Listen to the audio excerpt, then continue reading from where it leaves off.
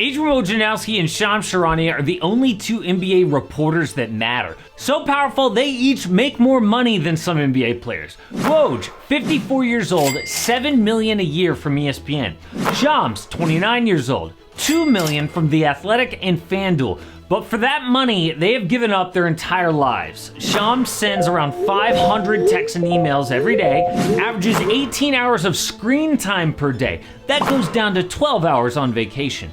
He has no plans to get married or have kids because it would interfere with his job. He loved to play basketball, but quit because he once missed a text. He doesn't drive anymore, so he can work in the back of an Uber. But Shams is still number 2 behind his old mentor, Woj. They used to be like Luke and Yoda, but now their rivalry has a dark side. Michael Jordan's agent, David Falk, was representing a center named Greg Monroe in 2015. Several teams wanted him, but Monroe chose Milwaukee in free agency. So Falk called the Bucks owner to tell him the good news, but he asked to keep it quiet so he could respectfully call the other teams. Woj tweeted the story before their phone call was over. Falk said, "I was livid. How does a reporter have that kind of power?" Jimmy Butler's agent couldn't hide his anger. He saw a tweet from Shams that said that Jimmy was creating tension inside the Miami Heat, so he lashed out. "Shut the f*** up, you clickbait ambulance-chasing dirtbag piece of shit.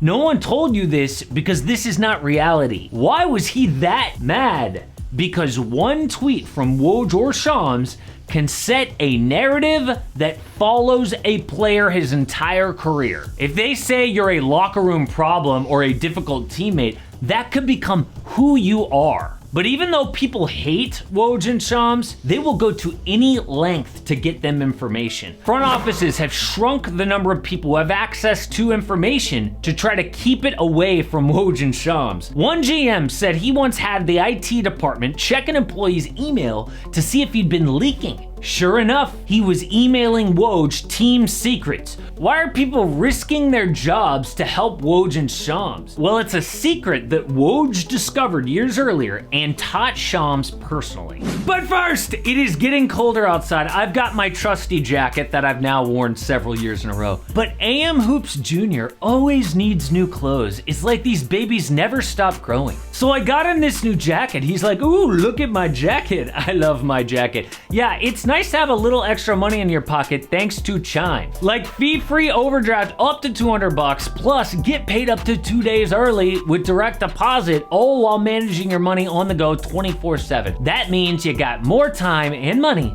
to buy new clothes for whatever season it is. They also let you ditch the monthly fees. Chime has no monthly minimum balance or overdraft fees. You've got access to 60,000 plus fee-free ATMs. That is more than the top 3 national banks combined. You can send and receive money and pay friends through Chime no matter what bank account they use, and cash out your money fee-free. So join millions of other Chime members and sign up today. Get started at chime.com/amhoops. That is chime.com/amhoops.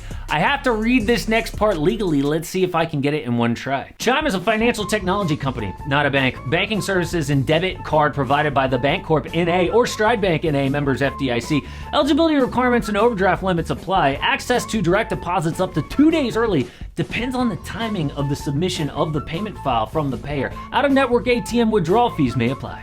Woj's first big national job was in 2006 at Yahoo Sports. Back then, the only way to break news was to put it on a website, and Woj became the #1 writer in the NBA because he got so many big scoops. He did this in 2 ways. First, he cultivated relationships with everyone. Woj would talk to the 3rd coach on the bench or the junior front office guy. Then, when they became head coach or GM, he was their best friend. But he also crossed a line that most reporters would not. From 2008 to 2012, Woj didn't write one negative thing about the failing Detroit Pistons. At the same time, he broke every big Pistons story. Weird. So the NBA investigated and fined Detroit GM Joe Dumars $500,000 for leaking info to Woj. It looked like Woj was swapping positive coverage for juicy information. But when a source didn't cooperate, it was all-out war. Woj was partly responsible for the narrative that LeBron James was a choker and a loser. He wrote things like, "Who has the guts to tell LeBron that he sounds like an immature, self-absorbed brat?" Here's the problem for the Cavaliers and James: no one. But at the same time, Woj was the worst person for LeBron news. Got things wrong all the time. Was sloppy predicting his free agency. Coincidence? No. But it didn't matter because Woj's slimy methods worked. He was so successful in getting people to feed him information. When Twitter became a thing, Woj took off. Woj got a whole new level of power. He started tweeting out draft picks 2 minutes before they happened. That blew people's mind when Woj first did it in 2011. It was a level of reporting no one had ever seen. The only person who really challenged Woj at this point is Shams, who's so much like Woj, it's creepy. Like Woj, Shams was cut from his high school team but was obsessed with basketball, has an insane work ethic, and doesn't take no for an answer. When a blog told 17-year-old Shams he was too young to write, he got his parents' permission. When the Chicago Bulls said they wouldn't let a teenager cover their games, he made the 90-mile drive to the Bucks. Shams got so many speeding tickets driving to school on the way back from Milwaukee, he got his license suspended. Also like Woj, Shams started small with his sources, but it led to his big break.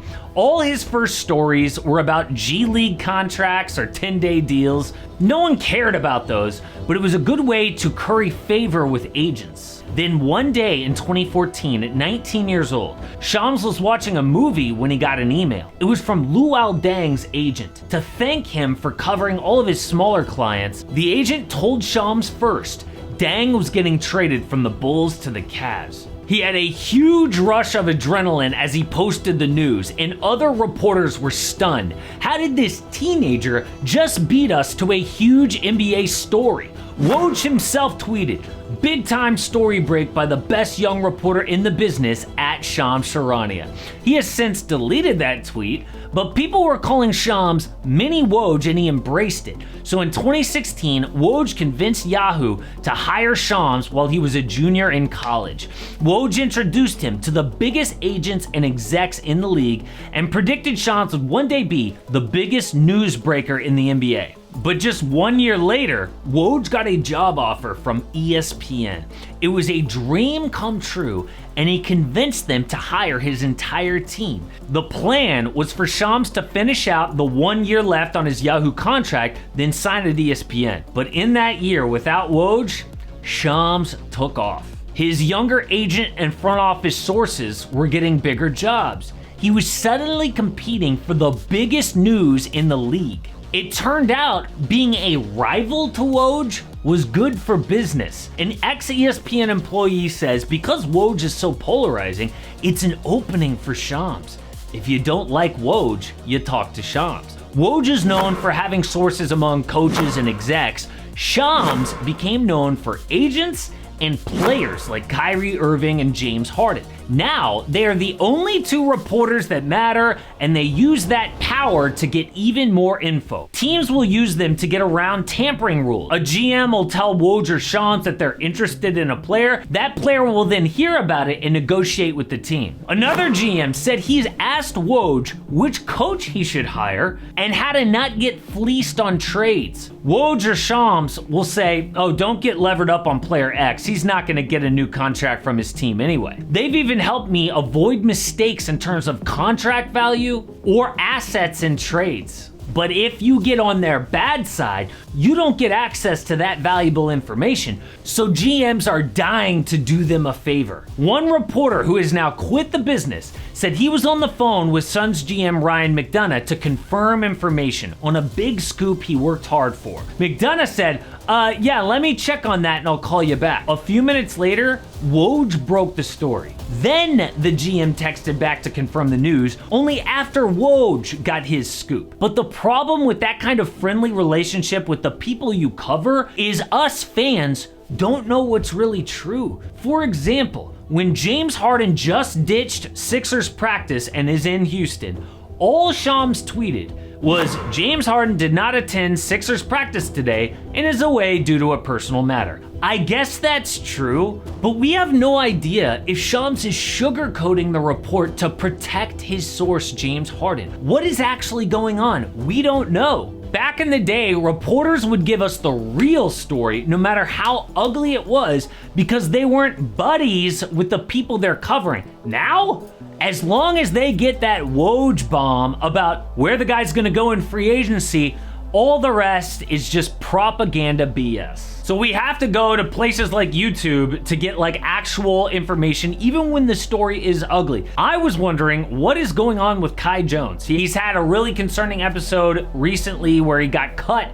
from his team, the Hornets. No one's picking him up. So I had a look at what is really going on with Kai Jones.